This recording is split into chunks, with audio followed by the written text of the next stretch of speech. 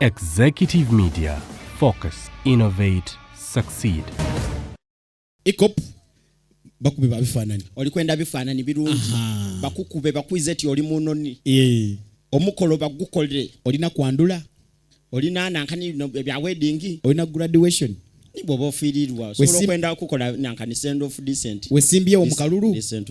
Funaba Ikop. Abo bulwo bayito batako. Tubateeko tuli kujja mukulonda. Era tibasasula. Be. Kale. Sasula. Olikwenda bya bululu. Yes. Bakukube mukuba ni poster. Ate bana. Mukuba poster. Olikwenda bana dinedo kubutundu bali. Mu poster anguli mutunigira muko chali wife. Ani. Chali wa imazira sente. Yasina n'okumuyamba oyo omusaada. Ikop. Eri ekindi aba Ikop. Olikwenda poster. Kale. Bana. Butundu bali. Billboard. Jamba na ife aba. Business card. Mudikola. Nchenu naba akole ne ya. Nedo debeta bolochuwa. Bolochuwa dindi. Bolochuwa chechimu. Ne business card. Ate kalenda. Muwandika ku t-shirt. Follow us on Instagram at Ikop Photography or call +256 702 935 078. Don't forget, they do it smart. Book with us today.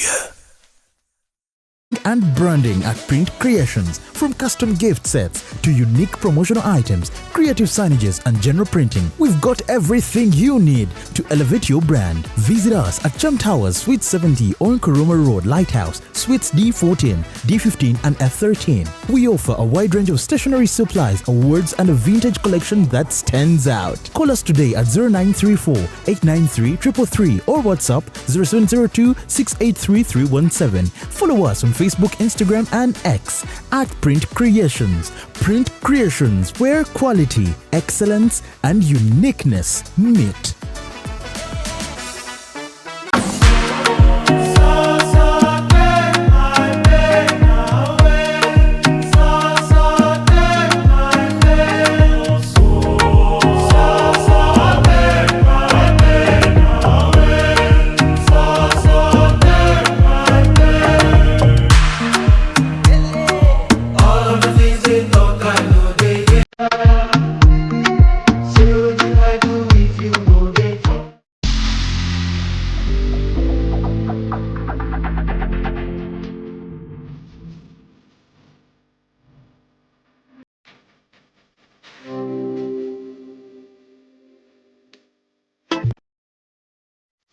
The short and big shot.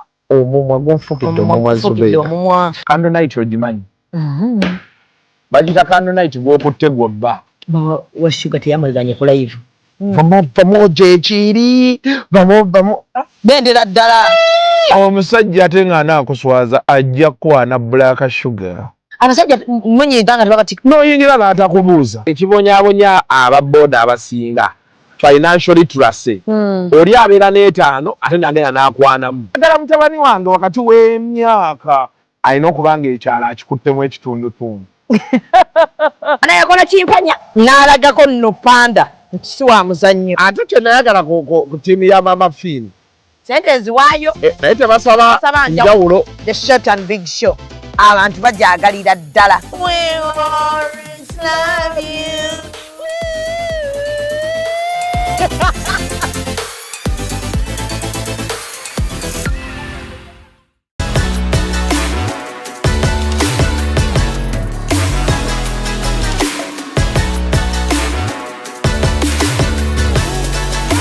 Hey yo, what's up my people? This is the baddest Azari right here on Executive Media with Real Time with Mimi. Stay locked in. Yeah. Kati fa Abaganda kiki otulabako ekizibu? Ennyo tima. Percentage esinga tebatwagala love. They want products zaffe zetusobola ofulumya. Baagala bwana bulungi. Endi womala n'obuba wanga Katonda akusaasidde n'okamuwa ate omwana si waffe. Bamwe babeegana. Olw'okuba kana kalungi nnyo tekalina nnyindo z'Abaganda. Kinene. No, that's it. Omwana mwagala mulungi kyekyakuwazisa omukazi Omunyarwanda. Ate bwazaalibwa mulungi mbw ate Munyarwanda nnyo. Naye bagamba mulimu mukuba abasajja. Baba kwa batya. Like Abanyarwanda mukuba abasajja. Nedda Mimi. byabakiga ndeka kwekwasa bakiga tebakuba honestly mwe teri munyarwanda alwana nesokera ddala bakazi bali so soft tebalina n'amaanyi galwana gwenga wonda banze nsobola okuba omuntu naye muli batemu nsobola ovaamu amaanyi tuli batemu batya bagamba mukwatibwa mangu obusungu obusungu bwa buli omu mimi gwe tolina busungu naye mmanyi bwembufuga nabo era babufuga nze siwulirangayo omusango gwa munyarwanda mbaba batutte ku poliisi yatudde omusajja we mu nnyumba ng'ewammwe eno kiri nnyo mu tribe zammwe mwe abeetiŋŋana mwe abateeyagala mwe abateeyagaliza temwetrustinga mwe mweyagaliza nnyo kyova olaba era mutinako wano kikyo tobalinako ennogu kubanga ffe tuli bumu kati obumu obwo bwe tubuleeta mu nsi gye muyita eyammwe Uganda kabayisa bubi ekifo ky'ottuka omunyarwanda bw'asanga munyarwanda munne kyekibaawo babeera ba sisters oba twemanyi oba tetwemanyi kitali kuffe abaganda tulina temweyagaliza mimi olanze mimi nsobola okugamba genuine this is so beautiful nga kijja ku mutobo ya mutima gwange naye omuganda aba akukiina they don't mean their words ofunyeko ku mikwano gy'abaganda bizibu ki by'obasanzeemu they are very mean mimi olaba omuganda yo mutasobola okubeera ng'alaba opportunity y'omulima wantu wonna nakugamba naye mwana gwe yonna aba afunye opportunity nja kukugamba neekuyitako ng'agiraba ng'akimanyi gy'oli ng'akimanyi okyetaaga mukazi wate oli bubi osula njala naye ayagala kulaba ng'omusabiriza 10 mpayo olwataano leero embeera yaganye ffe tetuli bwe tutyo ekikwata ku mimi kiba kinkwatako ate deeply bw'osanga munyarwanda munno ng'alumwa olumirwa wamu naye ate ng'okitegeeza tekitutwalira budde dakiika yadde neegi okuwa omuntu oyo kapito bw'oba omuyina ng'olina obusobozi kasita owulya ng'ayogera olulimi lwo tugaba nyankole ennakiraba they're also like that.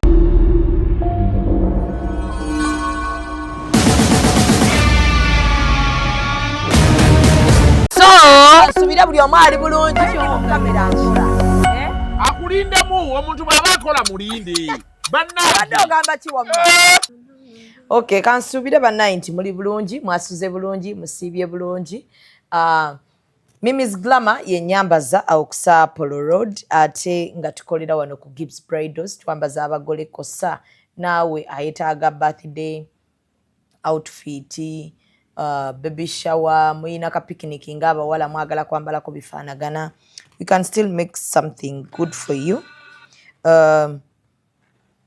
ndi wano eno okubajjukizako Nesula Beauty Shop.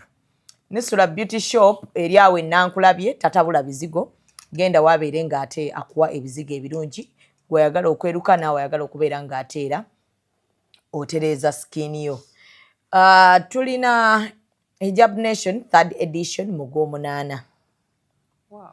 Omulundi guno tulina segments 3 kwe kuli Little Hijabi nga tugenda kubeera tubaterayo date za registration eri mmwe abaagala okubeera ng'ate omwana tumanyi kyakumugamba tosobola kwogerako na mwana wo muwala okuviira ddala ku age tugenda okubeera ng'ate tubabuulira mpaka ku age tugenda okubeera ng'ate tukomawoko bajja kubeera nga management eteekayo posters ezo ba teasers gwe anaabeera interested obeere ng'ate otuwa omwana tujja mukuddiza nga tusuubira nti tulina impact gye tutadde ku bulamu bw'omwana n'okubeera nga tumukyusa mu ngeri emu oba endala.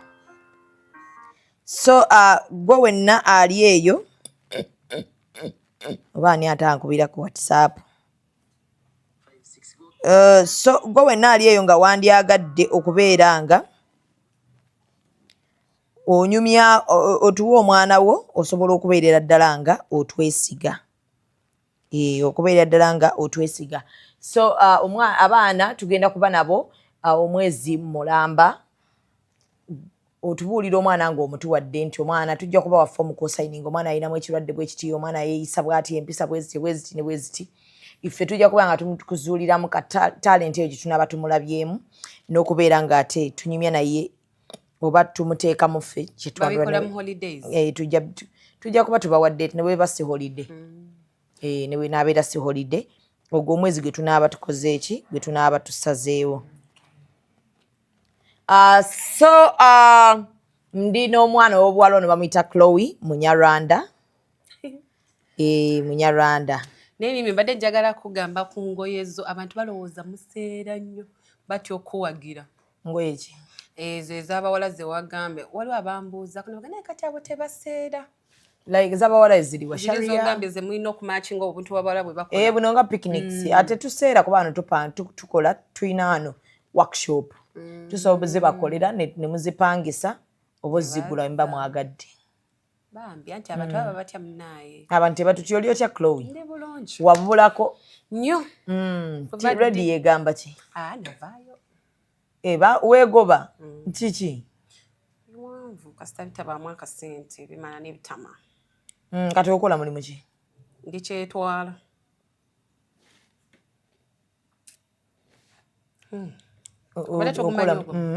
Guba gutya? Gugo oba weetwala wekka. Weekozesa? Okola mulimu ki? Naye weekozesa kibi. Okwekozesa si kibi. Omanyi Oluganda lubi. Gobo yagadde odutaputa. Gobo yagadde odutaputa nga bw'oba oyagadde. I do a lot for myself to live. Yeah. Abantu bakuwagire? Saagala bampagira babireke. Otunda ebintu by'otayagala kulanga? Yadde abantu okumanya. Biki by'otunda ebyo by'otayagala abantu bamanya? Tebiriimu kwagala customer wabula bambi mutulabe obulabe. Naye musobola okujja ekisaasi awo wansi awo mu maaso nga wakava ku Satellite Hotel tulinawo liquor store kale bambi. Male gajjaawo munywe waragi. Liquor store? Yiyo? Go wagikola? Yeah. Kyokka mbadde nsaaga honestly guys, I have a liquor store. Mujjaawo ekisaasi nga wakava ku Satellite Hotel mutuwagire. Ani abeeramu? Nze all the time. Katoliyo. Ani aliyo? Saawa zino tetunaggulawo. Era oluva wano gye nsibira. Muggulawo saameka? Tuggulawo saawa 10. Sente wazijjewo ezaakoze business? Sakya mukama mimi. Nze ne mukyala mulungi omwana omuto aliko abazadde be. Yeah, they wish good for me. So mama yakubya. Bangamba va ku radio. What's that? They're not even paying you. It's your dream, but don't do that. Shit that is not paying your energy. Never kuwa capital. Wakomekereza tondaze muko. Sinafuna. Basajja ba Uganda mimi babi. Ndwaki? Bali wicked. Bayine enkwe tebamayine kye baagala. Kati mimi omanyi mutasooka onja jingo lw'enviiri. Tamanyi wendi how I live my life. Tamanyi oba byayagala byennina. Tanayogera nange mu buntu. Tamanyi personality yange. Maybe ne byendi byeno byajajinga kungulu. That is not me. Kati abantu bakwambaza ekifaananyi kyotali because of how you look from the outside. Naye mulina okutandika okuwa abantu obudde naddala abawala nga omusajja maybe olina omuwala gwe weegombye. Muwe time, talk to them, approach them, know who they are. Awo ogambe akawala nayogedde nako no tekalina sensi yadde. Bulungi bwabwereere. Kati gwe ki ekyakulemesezza okufuna omwagalwa? Nze ng'omuntu. I guess era byebimu. Bakwana bubi. Asajja bakwana bubi. N'abalala bakwana bubi. Bayida abasajja ba Uganda bali so aggressive. Omugaana n'akuvuma. Atya. Anti asobola okugamba, hi beautiful, I like you, you look beautiful. Namugamba thank you. Nagamba yo nonga yeeraga. Natandikirawo okuwa ebibyo. Nakulangira. Nakuvuma. Nongamba bannaaye. First of all, you had the feeling before me. Nze saagibadde nayo. So, take me slowly. Ntwala step by step. Process. Bintu bya process. I have also to feel what you're feeling. Mukyayagala ebintu bya process abawala. Yeah. Kati nanti webaviira ku mulamwa balowooza buli omu takyagala. Goyagala bya kutwala process by process. Slowly. See me today, ngane ngamba mnaye. This is my card. If you take a thought of it, check on me. Nja kubeerako kwalo nange ngambe banaye by the way sajja kyabadde kyogera bulungi. Nkuwe time yange. Basajja kyabasinga okubeera aggressive. Abaganda n'abakiga. Bakwana batya? omukiga talina njogera agamba omwana we nakukunda haza washemeza wakichenga oluganda nga hasine wepanka Uganda ne yanyu natandikira okujjukiza nti oli munyarwanda you don't belong in Uganda mwava muri bana bakagambe Museveni atufuga bubi yemwe abatuletedde otufuga bubi banange kumugana buganya katize badala abatwagala bakusesane bakulangira Museveni ne bakulangiranga bwe mubasifuga mu nsi yaabwe nojjukira nti mu parliament eriyo na muganda we yadde n'ekitundu kyewamwe ekiriyo obonaabona mu Uganda naawe ng'abalala bwe babonaabona ne bakujjukiza nti yemwe abafuga Uganda nga neewammwe tewavangayoko yadde eyafuuka head mistress mu ssomero oba prefect no I don't know the right word to use but they are being so mean to us tuli Banyarwanda yes Mimi but we were born and raised in Uganda. At least you know nze nakulira Busoga manyi Olusoga so nakugura Musogo n'agamba mbwese siri weewaabwe kati nze onvuma Obunyarwanda sibirangako na Rwanda sigirabanga nako apart from okuba nti njogera olulimi lwange yes I know cause bankuze ewaka nga ffe bwe tuba twogera ewaka Oluganda oba Olusoga lukoma ku mulyango then we tuyingira mu nyumba ya mama wange ne tata wange nakugamba ahangaho Olunyarwanda gusa Oluganda n'Olushoga rwawe hanze so nkuze balunjogerera ndumanyi naye abantu bababola nnyo bazaalidde mu America ne badde Uganda nga balina emyaka nga 5 mwezi 2 gumu olowooza ti si B'Amerika naye lwaki B'Amerika tebalangira abantu nti mudde ewammwe Uganda naye Abannayuganda batwala ensi banayensi bagiriko nnyo babalangira nnyo bagiwa nnyo obudde bungi bagitaddeko omutima gwabwe n'omwoyo n'omubiri balowooza ensi yaabwe banayensi yaffe ffenna gye twagala gye tulina obbeera kati Abanyarwanda mwekyayi twekyayi naddala abawala ate naddala abawala banaye Mimi girls by the way bayina abangambe bayina tortured mu mind yaabwe first of all buli maka saawa zino ag'Abannayuganda agasinga galimu abakazi Abanyarwanda trust me mulimu omukazi Omunyarwanda bazadde abaana Abanyarwanda maybe abamu balemereddwa obbawa abaana but mwabawasa oba maybe n'omuzaako omukazi omulala naye nga wamuwasa omwagadde naye lwaki mumala okubawasa temubeera so kind nga bwe mwaba approaching nga mubaagala n'omugamba wazadde n'omwana naye omwana tatufaanana omwana nga Munyarwanda nnyo first of all omusaayi gwaffe guli strong kati ate gwe waza percentage esinga tebatwagala love they want products zaffe zetusobola ofulumya baagala bwana bulungi endi womala n'obubawa nga Katonda akusaasidde n'okamuwa ate omwana si waffe bamwe babeegana olw'okuba kana kalungi nnyo tekalina nnyindo z'Abaganda kinene no that's it omwana mwagala mulungi kyekyakuwazisa omukazi Omunyarwanda ate bwazaalibwa mulungi mbw ate Munyarwanda nnyo naye bagamba mulimu mukuba abasajja babakuba batya like Abanyarwanda mukuba abasajja nedda Mimi byabakiga ndeka kwekwasa bakiga tebakuba honestly mwe teri Munyarwanda alwana nesookera ddala bakazi bali so soft tebalina n'amaanyi galwana gwenga wondaba nze nsobola okuba omuntu naye muli batemu nsobola ovaamu amaanyi tuli batemu batya bagamba mukwatibwa mangu obusungu obusungu bwa buli omu Mimi gwe tolina busungu naye mmanyi bwe mbufuga nabo era babufuga nze siwulirangayo omusango gwa Munyarwanda mba batutte ku poliisi yatudde omusajja we mu nnyumba ng'ewammwe eno kiri nnyo nnyo nnyo nnyo mu tribe zammwe mwabettiŋŋana mwabateeyagala mwabateeyagaliza temwetrustinga mwe mweyagaliza nnyo kyova olaba era mutinako wano kikyo tobalinako ennogu kubanga ffe tuli bumu kati obumu obwo bwe tubuleeta mu nsi gye muyita eyammwe Uganda kabayisa bubi ekifo ky'otukopa Omunyarwanda bw'asanga Munyarwanda munne kyekibaawo babeera ba sisters oba twemanyi oba tetwemanyi kitali ku ffe Abaganda kati ffe Abaganda kiki otulabako ekizibu ennyo ennyo tima tuline temweyagaliza Mimi ola nze Mimi nsobola okugamba genuine this is so beautiful nga kijja ku mutobo ya mutima gwange naye Omuganda aba akukiina They don't mean their words. Ofunyeko ku mikwano gy'Abaganda. Yeah. Bizibu ki by'obasanzeemu? They are very mean. Mimi olaba omuganda yo mutasobola okubeera ng'alaba opportunity y'omulima wantu wonna. Nakugamba naye mwana gwe yonna aba afunye opportunity nja kukugamba neekuyitako ng'agiraba. Ng'akimanyi gy'oli. Ng'akimanyi okyetaaga mukazi wattu oli bubi osula njala. Naye ayagala kulaba ng'omusabiriza ekikumi mpayo olwataano leero embeera yagaanye. Ffe tetuli bwe tutyo. Ekikwata ku Mimi kiba kinkwatako ate deeply.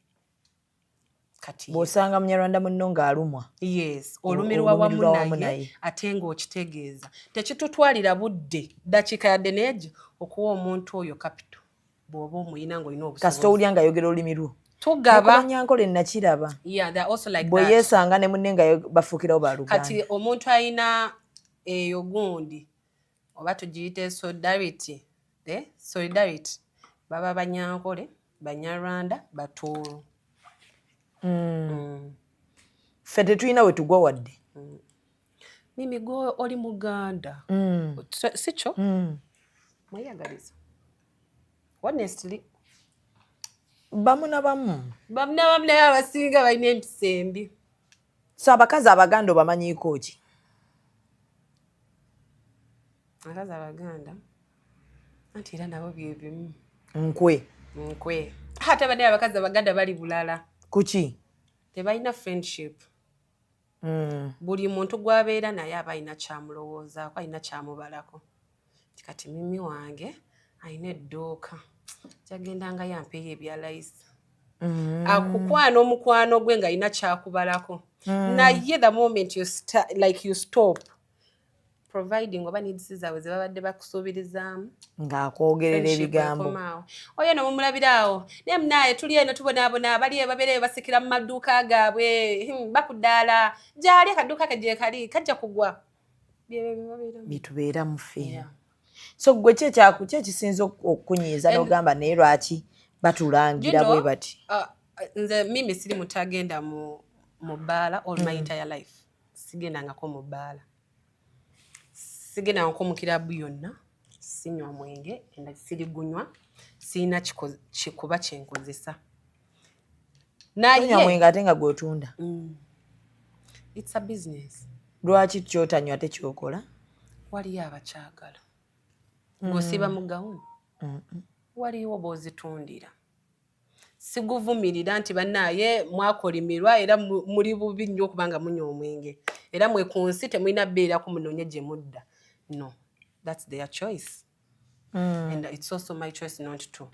So kati toyinayo kitamiiza kyonna ky'okozesa. Yeah. Naye lwaki nkugambye sina kintu kyenkozesa nti sina gye nsanga abawala bangi b'ebyo bigurupu abawala abagamba nze nsanze experiences z'abasajja abakola bwe bati. Naye awo awantu kukalika sitaako labiddewo ebikolo n'ebyamaanyi. Ki? Girls keep on complaining to you. Ate nga bambi jjukira nze since kati my business nti ndi Munyarwanda era most times nga bwe nkugambye ffe twesupportinga nnyo era be bajja okujja okitegeera. So omuwala bw'ajja nakulaba maybe ne waba abadde ayitawo nakulaba ng'oli Munyarwanda ekyaleeta Abanyarwanda abalala n'abalala Abanyankole Abanyarwanda wawali Omunyarwanda ojja sangawo Omunyankole naye bali Abanyankole abahimaye. They support each other a lot. So kati mwaba abawala mwe bava n'agamba naye mwana aba n'abantu nga balina empisa embi omusajja ajja n'akukwana naku approaching akusanze nga wanene okulika sto n'akugambako ekigambo n'omugana n'atandika okuvuma n'akugamba naye gwe weeyita ki sebo nkagambyeko ne kaganda kyokka nga kalina mu nsi yaffe yagwe yamuleetamu gwe omanyi Katonda gye yajja ensi eyo okugitonda gy'oyita eyiyo mwaliyo ne Katonda nga mugitonda.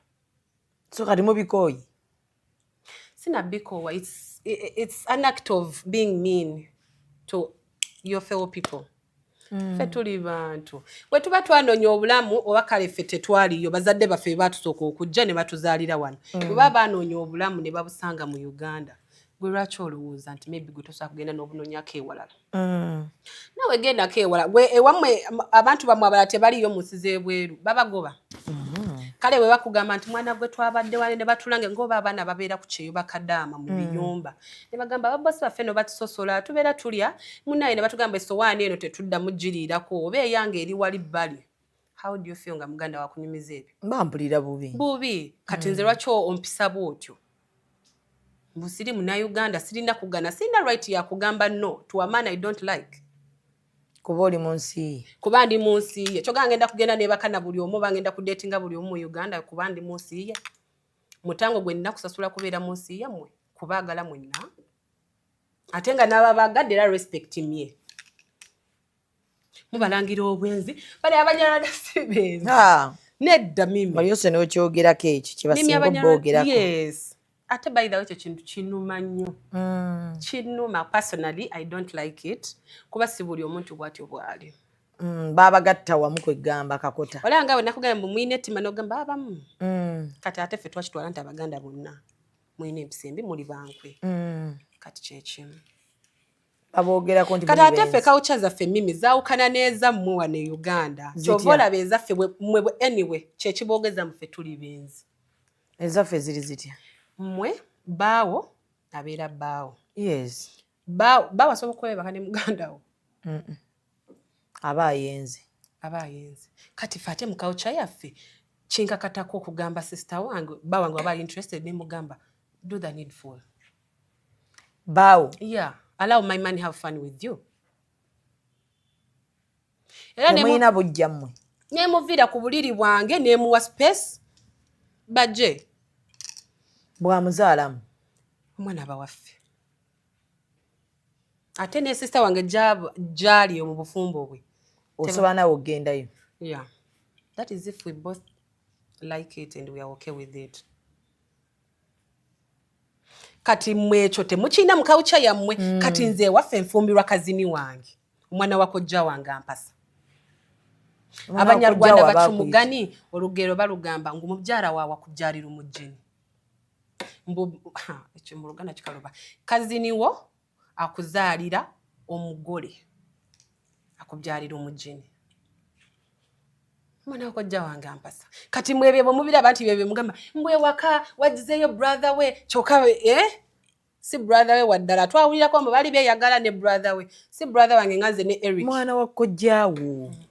Mwana wa mama wange ne tata wange nga bwendi ne Eric ne Moses beba kuzira. Bebanzira obanga tuli bakika kimu mpulira mugamba mutwe tweddira.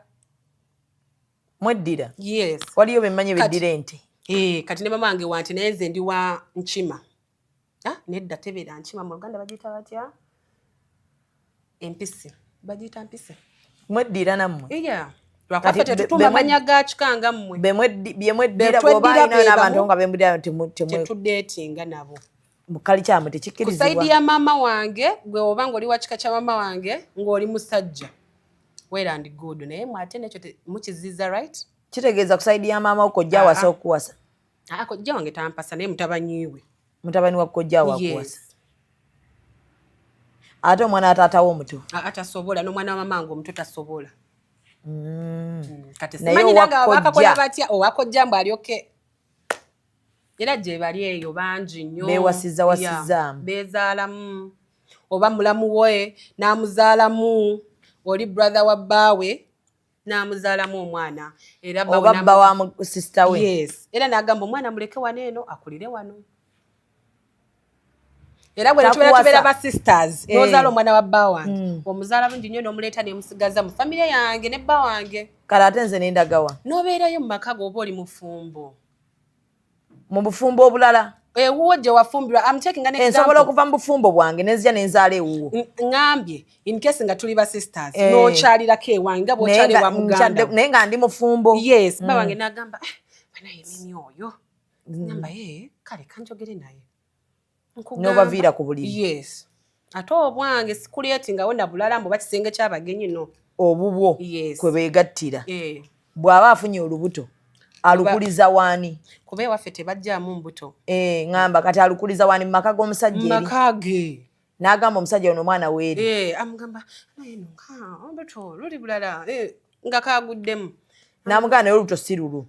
nabo bakitegeera luvannyuma kuba kati obwo obudde oba tosobola amanya bali bafumbo maybe azzeko wano a period of 2 days n'addayo wa bbaawe n'abeera ne bbaawe era maybe olubuto n'ategeerera eyo nga yagenda n'okuddayo kati omwana wazaliwa ne bamulala agamba naye ono omwana ng'afaanana kojjaawe ng'afaanana mulamu we gamba naye we nagenda eyo bino bwe byaliwo kuba si kibi si kiva ewaffe okinyumiza bbaawo n'omugamba naye nasula ne bbaawa sisita wange kirabika lwe lubuto nno bbaawo n'agamba batuula ne boogera they have a talk those two families ne badecidinga wabula ono eyawadde ono olubuto mulamu we abawente awo omusajja oli yes ente meka emu bbiri kisinzira kunfunaye amuwaayo ente okuzaala mu mukyala we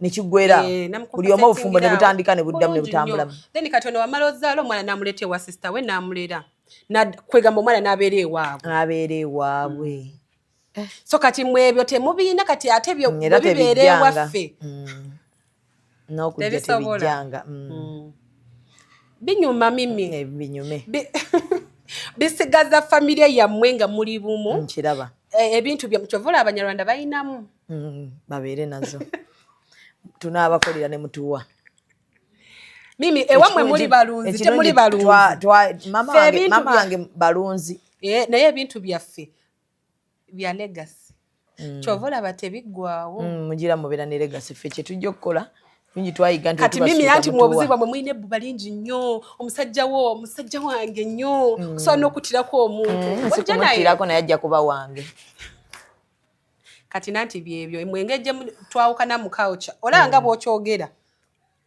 si kintu kyammwe si kyaffe kyammwe ya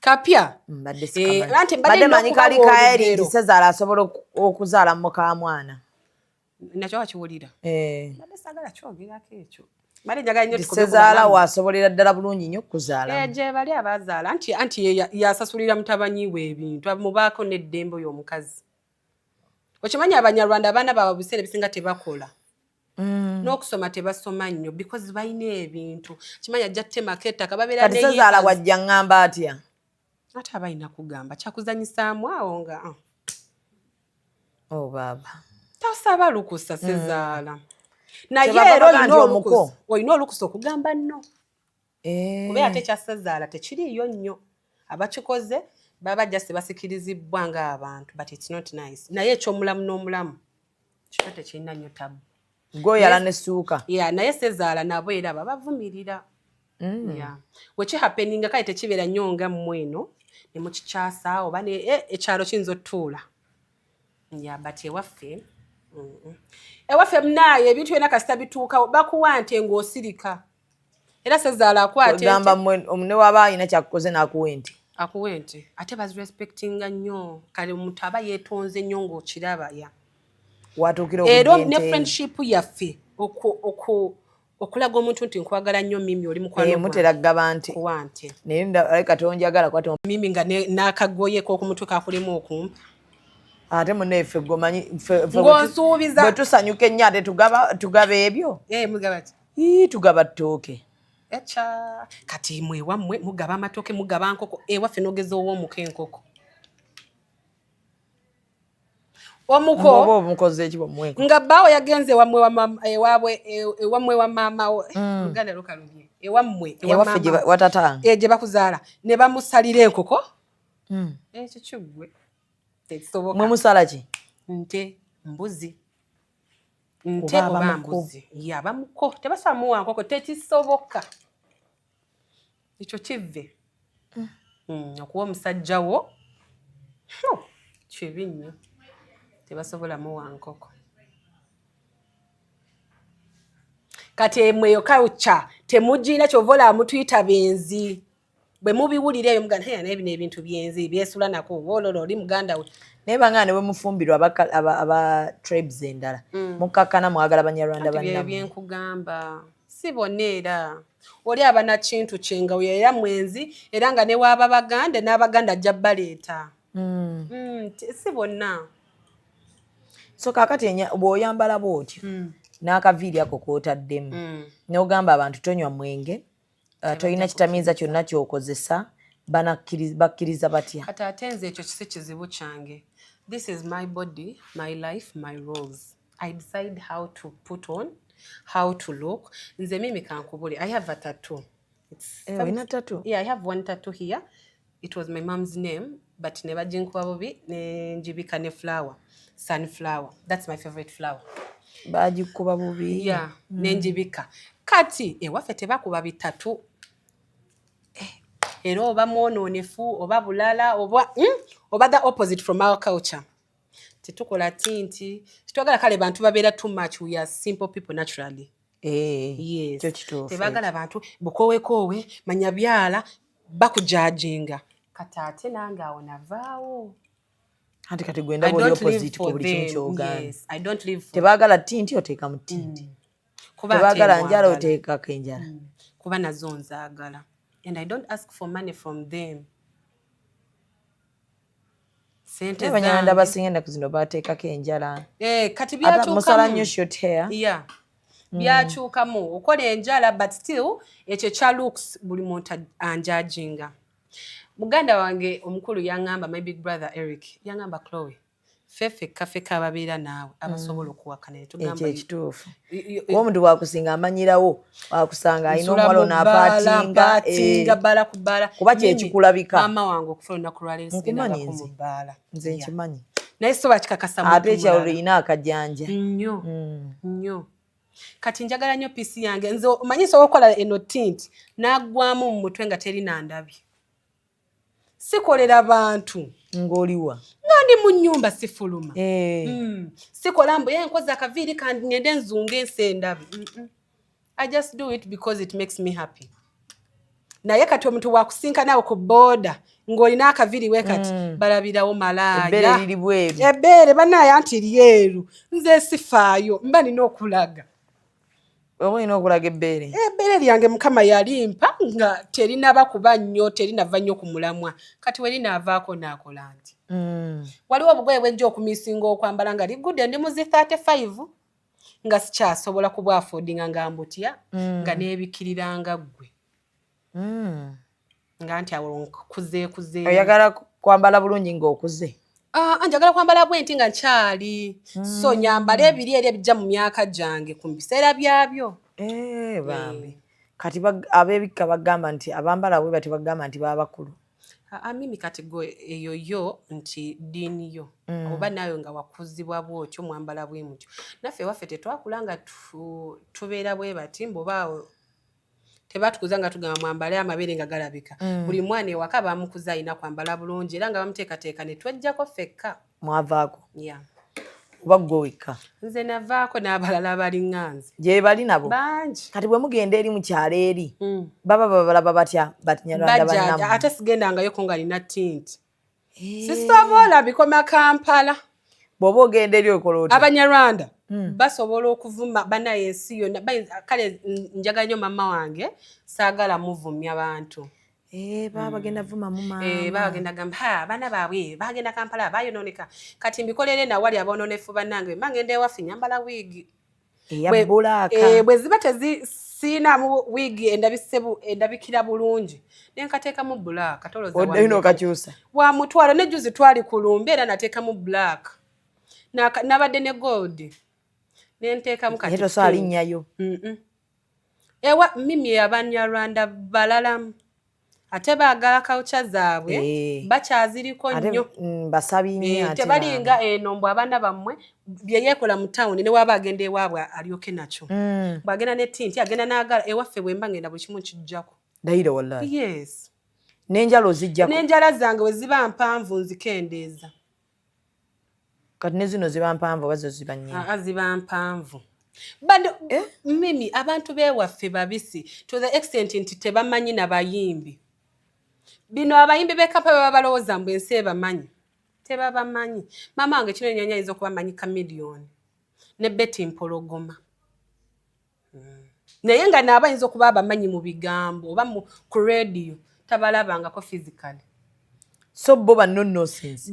Bino gobo olabanga ali classy biki. Tebabimanyi. So mwena wemba muddayo mukyale wammwe mwambala bulungi. Basobola kugamba bino ebiki. Obusibi n'ebiki. Obusibi birasa gute.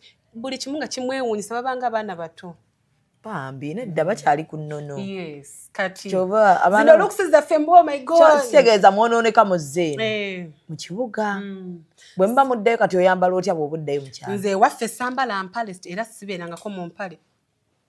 Ya tata wange ayinza okuba awulira nti nzambala ekampani netandabangako mu mpale.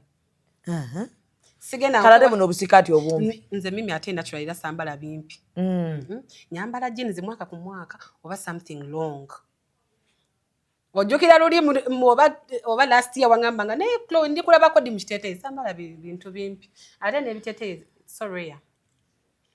So n'empale zikoma Kampala. Taata wange kale nga omanyi abazadde nti omikwano gyaffe nnyo abakazi mama wange yakimanyi nzambala naye taata wange takimanyi awulira bigulire njagala nnyo sobola namuswaza saagala ndabe nga nzambadde bino abiraba babimulaga byonna n'ebyo bya radio shows zange zo naziraba bulungi nnyo era njagaliza kyenkola eno wansi talabayo ne waalaba kasita tomuzungirako ng'ozambadde bakimanyi eno Kampala byebyo bye mubeeramu kati bw'oba ogenda mu kyalo oyambala ki kati nze biteeteeyi dira bisikaati ebyo ebinene ebiwanvu ebyo biround skirt ebyo bikaribiyani byembeeramu kati nze okimanyi taata wange yagobako muzzukulu we ng'ali ku university bambi yafa n'okufa may her soul rest in peace teewo yamugoba n'amugamba ddayo okyuse ongoye ojombuuze my dad is that serious oba mwenna Abanyarwanda bwe bati abayina kyali bonna okujjako Omunyarwanda nga yasomamuko ng'oyambadde ebyo bakulabanga ekyeneena nnyo kati ate Omunyarwanda aba yasoma tebava ku nnono pozeka abali eno e Kampala basigala batambulira ku nnono zaabwe era buli Munyarwanda gyali I'm very sure yandyagadde omwana okusigala nga amulaba ng'ayambadde ebiwanvu nga basiraamu that's the culture. So bemba muddeeka kantosa akambala ng'ogenda bambi temukamulaga kanaka akebbeere sate kamutuukako tasobola ayinza n'okwebuuza oba yenze cause tata wange ate alina picture yakumanyidde mu ndala kaakato Eva nyambadde bulungi innocent girl nyambadde bulungi kubanga nina 1 year paka tandabangako yadde ne kalegging nkafulumye mu kiteteeyi ekiwanvu tata wange yandabako lumu edda nga nkula nga njagala nnyo okubeera omusiraamu kwano bwange bonna nga basiraamu kati nga balina busheria bwe bambala buno bulegging ne bufuluma lumu najja nga nkakubye twabugule mu tawuni 2,200 bulegging bwaffe nga kyali bana buto mu primary yakalengera nga kaveeri nandeka neetuuka ewaka yaŋŋamba mbwe ebiki ebyo byoyambadde ebyo biki baana baani abakonoonye n'agenda ewaabwe n'abagamba abaana bo siddamu balaba wange banoonya omwana wange yatandise okwambala leegi naye kirabye nti kikuyambye kiti e Kampala because akajanja kokookola nkaagala the way you take yourself njagala nnyo kyova nkugambye nti ffe abakumanyi tusobola okumya ne tukuweeza ne tugamba oyo omuwala endabika ye yemulabisa bw'ati naye mwanjawulo kati nze mimi era nja kugamba buli muzadde gyali ayongere obulirira mwana we abaganda bagamba embulire tefa yonna anti bagamba buno obuntu obumpi buno bwe buliko mbu oba tokaddiye bulabika nkaddiwa nasigaza kati nti njakyusa enviiri zange bwe mbyagala naye ebiro bikolera eno awatali bazadde osigala obawo ekitiibwa ate era bambi n'ebimu era sibikola kati kyewuunyiza okuba nga togenda mu mabaala sigendangako mu bbaala obeera nnyo mu nnyumba Chloe mu nnyumba obudde bwange bwonna obudde bwange bwonna mbeera mu nnyumba sambala kimpisi god nedda seerabangakoko nange mu kampi so Abanyarwanda abasinga tubalaba batabukidde wano batabukire bwe baba baddeeka baba balala baba baana ate era mimi kankugambe ne kino Abanyarwanda aboonooneka ennyo be muteekako erinnya ebbi mbw abo bwenzi beetonda beerwanda baveeyo si beffe abakulidde Uganda Abanyarwanda b'e Rwanda n'Ab'Uganda bali so different mu culture bano engeri gye bakuzaamu abaana baabwe ndala nnyo n'abeeri nabo tebaagala mmanya baana bwe bambalanga bwe bali anti abaana bwe bambala ebiwanvu ennyo baboogerako mbu alinga mukazi mbu mama oli mufumbo ono mukazi waani baana bwe babeera nnyo mu buntuntu jiini basama naye ewaffe eno Uganda Omunyarwanda wa Uganda kati Omunyarwanda wa Uganda n'Omuhima balinga muntu omu nga baba wasamugulayo butakola yaddika makeup temwambala nnyo bintu bingi mukyusanga kati okikkiriza nali nkyayiga makeup mukwano gwange ku mbaga yayita nze mukole makeup naye nga mpulira ddala sina kye ngenda mukolako okuggyako metameta ka foundation ne muteekako ka powder naye nga alyoke nakyo ku mbaga n'engoye temwambala nnyingi mmwe n'enviiri nsobola ofuluma ne ka black hair ku mutwe ne ngenda ku mbaga yange nga nze mugole. We are not too much people. Mulinga abasinga ndowooza Abanyarwanda abasinga ba 70th day. Bakristaayo ate era n'abalokole. Naye nze banaye mimi nebaza Mukama nti mama wange yankuzanga bwe yankuza nze mama wange yampa freedom sibe bana abakyala ababeera ku bana tofuluma togenda wano ani oyo cause twayikingako time nga tatu affe tabeera waka naye nga respect gye tuwa mama waffe yadde bino mbwese simanyi taata taliiwo abana ne bakola obusolosolo mama waffe yali akuba simanyi woyinza kugamba mbu nakedde ku makya nenzire waka ssaawa 3-2 ewa Mukamutala Faith you don't era nali sobola kifuna mu ndowooza yange. I grew up a church girl nga obulamu bwange bwonna ssomero waka church kati kyankuliramu era nakati kyova obeera amaweka okutya kwansigalamu yadde nga nkuze newe batali ebimusobola bakwana bo tebakusikirizaako nti jantugende mu bbaala bangi nnyo naddala bana ba industry batuusa bamu ne banejjako kati wababa bakuga tugende mu bbaala like ojjawo ekyo ekikugaana mimi kale jasi tekinyumira tewakikuliramu kyeyagala kugezesa si kyekintu kyembeerawo ne ŋŋamba banaye bali babadde out bapostinze bali mu nnyo champagne nempulira omutima gwe gugamba wabasinga tekimbeeranga namu yadde tekinsikiriza mu biyinza okunyumira n'okumpa happiness okugenda out n'okunywa omwenge tekiriimu. Biki ebikusanyusa? Kubeera waka, kugula ku bugoye obupya, kati kubeerako n'abantu bafaawo nga tuli happy, kubeera n'obusente nga mpaddeko ku mama wange, ebyo binsanyusa. Kasita mama wange ngamba mpaayo emitwalo nga 2 nga nziyina, ebyo binkola bulungi. Fokasi yange yonna eri ku ekyo family nange kubeera mu nyumba happy olwo okukola no sense kusinapinga mbeera mu nyumba honestly tekitera kusangika omuwala alinga ggwe kati bambi nenyongera okubiriza abasajja Abannayuganda abajajinga abawala ate waliwo n'abagenda mu bbaala ava ku nze mbusigenda mu bbaala ng'alina routine nti agenda mu bbaala naye nga tanywa mwenge ng'asiiba mu bbaala mu mukwano gwe buli wamuyise mimi ndi wano jangu n'agenda n'atuula nanywa coke nanywa amazzi ne munyumya ne mukuba emboozi n'amaana adda ewaabwe nga si kawala keegabi nti kasulasula n'abasajja for money tekalina kye kaagaza bulamu bwammwe bwe mukasuubiza like ng'omutima gwako guli so contented guli calm naye wonna okasanga ne tinti ogenda kajajinga ojja musanga ne tatu ate banaye mimi abawala bali so innocent bambi balina looks eziri so opposite kuva ku karakta yaabwe ng'abantu nti ogenda sanga akawala nga tekagenda out si katamiivu si kenzi naye nga kalina tatu wano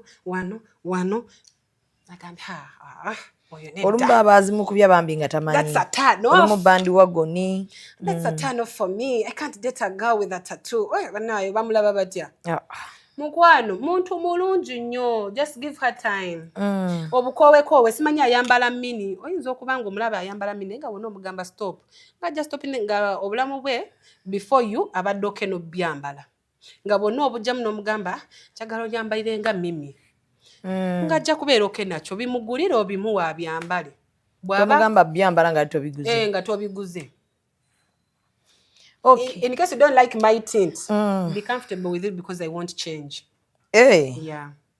Kakaka tint ko nze nkimanyi sina kibi kyenkola. Just a tint, it's a look I decided. So if you judge people by how they look, tukola nti nga producer taliiwo kati program webenyumidde nga yagala kuggwa abataliiwo. So njagala kubeera nga Abaganda n'abasajja mwina kala abali mu Uganda tuleme kuboola nnyo bantu omwana omuwala asigala muwala oba omusanze oba wa ddiini kyo wa tribe kyo oba ki w'omukyala ekitiibwa mu kaliba yonna mwali mu ngeri yonna gy'omusanzeemu muwe ekitiibwa. Mimi tribe nyingi nnyo eziri mu Uganda naye ezebbiri bakyuse Abaganda n'abalala. But it's so arrogant. I hate them. Kale. Okay, I don't hate the people. I hate the arrogance. Kale. Katuberekereze. Musiibe bulungi mweraba. Executive Media. Focus. Innovate. Succeed.